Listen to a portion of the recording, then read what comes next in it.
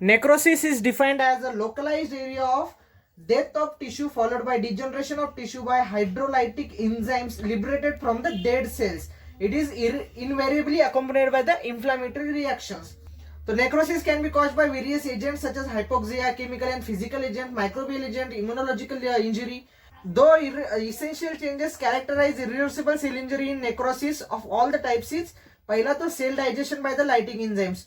Morphologically देखेंगे तो changes is identified homogeneous and intensely eosinophilic cytoplasm और occasionally it may show the cytoplasmic vacuolation and dystrophic calcification. और दूसरा change है denaturation of proteins.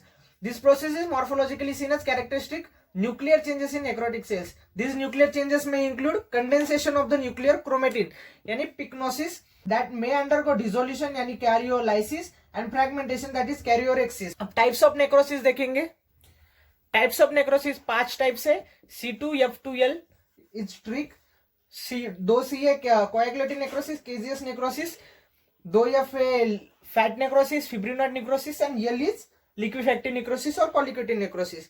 तो पहला देखेंगे coagulative necrosis. Coagulative necrosis it is caused by irreversible focal injury mostly from sudden cessation of the blood flow यानी ischaemia and less often from the bacterial and chemical agents. The organ commonly affected are heart है, kidney है and spleen है. These are solid organs. Grossly अगर देखेंगे तो foci of coagulative necrosis in the early stage are pale होता है, firm होता है और slightly swollen होता है. With progression they become more yellowish, softer and shrunken. Microscopically अगर देखेंगे तो माइक्रोस्कोपिकली कोएगुलेटिव नेक्रोसिस का हॉलमार्क है conversion of normal cell into tombstones यानी outlines of the cells are retained so that the cell type can still be recognized but their cytoplasmic and nuclear details are lost. necro cells swollen होंगी, appear more eosinophilic than the normal, लेकिन cell का digestion और liquefaction होता नहीं है. बाद में necros cells and dead cells का फैगोसाइटोसिस होता है, पीछे रह जाता है सिर्फ granular debris and fragments of cells. Now second type is liquefactive or colligative necrosis. It occurs due to ischemic injury and bacterial and fungal infections. It occurs due to degradation of the tissue by the action of powerful hydrolytic enzymes. और example देखेंगे तो ये in fact होता है brain में और अपसिस cavity में. Grossly अगर देखेंगे तो अफेक्टेड एरिया सॉफ्ट दिखाई देता है with liquefied centre containing necrotic debris. Later a cyst wall is formed around it. Microscopy देखेंगे, सिस्टिक स्पेस देखेंगे तो इसमें रहेंगे नेक्रोटिक डेब्रिस और मैक्रोफेजेस जिसमें रहता है फैगोसाइटोसाइट्स डेब्रिस. सिस्ट वॉल अगर देखेंगे तो वो बनाई जाती है कैपिलरीज से, इंफ्लेमेटरी टिश्यू से और ब्रेन के केस में ग्लायोसिस के ग्लायल टिश्यू के प्लोरिफरेशन से और अपसेस कैविटी के केस में फाइब्रोब्लास्ट के प्रोलिफरेशन से. तीसरा टाइप है केजियस नेक्रोसिस. ये फाउंड होता है centre of the foci of tuberculous infection. It combines the feature of both coagulative and liquefactive necrosis. Grossly अगर देखेंगे तो foci of caseous necrosis as the name implies resembles dry cheese and are soft, granular होते हैं, yellowish होते हैं. Appearance is partly attributed to the histotoxic effects of LPS lipopolysaccharides present on the capsule of the tubercle bacilli EMTB. Caseous necrosis की microscopy देखेंगे तो necrotic foci या structureless होगा, यूसिनोफिलिक होगा और नेक्रोटिक डेब्रिस कंटेन करेगा.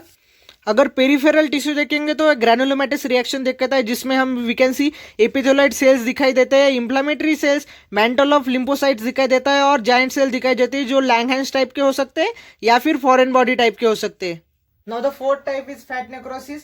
फैट नेक्रोसिस के example है acute pancreatic necrosis and traumatic fat necrosis commonly in the breast.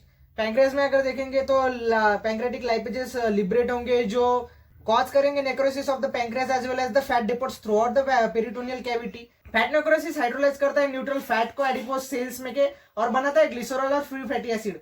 Free fatty acid और ये जो एडिपोज सेल्स को आ जाता है cloudy appearance. The leaked out free fatty acid complex करता है फिर कैल्शियम के साथ और कैल्शियम सोप्स बनाता है सफोनिफिकेशन और ये डिस्ट्रोफिक कैल्सिफिकेशन का एग्जांपल कहलाता है. ग्रॉसली अगर देखेंगे तो ये येलोइश व्हाइट फर्म डिपॉजिट्स दिखाता है. Formation of calcium soap imparts the necros foci firmer and chalky white appearance. Fat necrosis की माइक्रोस्कोपी देखेंगे तो we can see fat cells को क्लाउडी अपीयरेंस आ गया होगा surrounded by an inflammatory reaction. कुछ जगह पर कैल्शियम सोप्स का फॉर्मेशन हो चुका होगा जो हमें दिखेंगे एमोर्फस, ग्रैनुलर और बेसोफिलिक मटेरियल. अब पांचवा एग्जांपल देखेंगे फिब्रिनोइड नेक्रोसिस. ये कैरेक्टराइज किया जाता है deposition of the fibrin like material which has the staining property of the fibrin. ये पाया जाता है इम्यूनोलॉजिकल टिश्यू इंजरीज में जैसे कि immune complex vasculitis, autoimmune diseases, Arthus reaction, arterioles in hypertension and peptic ulcer etcetera. अब देखेंगे fibrinoid necrosis की माइक्रोस्कोपी। तो we can see that fibrinoid necrosis is identified by the brightly eosinophilic hyaline like deposition in the vessel wall. Necrotic focus surrounded होगा nuclear debris of the neutrophil से, और local haemorrhage हो सकता है due to rupture of blood vessel.